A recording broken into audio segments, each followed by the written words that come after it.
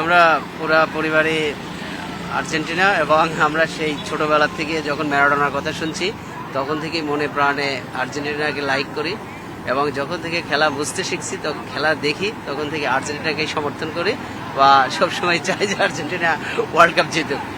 এরা মূলত বাবাকে দেখছে, এবং আমি ছোটবেলা থেকে এদেরকে ওই জার্সি এইভাবেই কিনছি, একসঙ্গে পড়ছি, ঘুরছি সেইভাবেই। আর আমাদের কাছে যে ছোটবেলায় আমরা যেরকম গল্প শুনে শুনে ম্যারাডোনার খেলা আমাদের ওইভাবে দেখা হয়নি, তো এরা যখন ম্যারাডোনার কথা শুনছে এবং মেসির খেলা দেখতে পারছে বা মেসির কথা শুনছে, তার থেকে এরাও আর্জেন্টিনার ফ্যান হয়ে গেছে।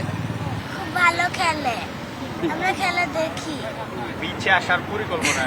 আচ্ছা, আমরা তো এখানে বেড়াতে এসেছি, এমনি আর্জেন্টিনার খেলা আগে থেকে দেখি, ফুটবল তো দেখাই হয়, তো সেক্ষেত্রে আর্জেন্টিনাকে সাপোর্ট করি।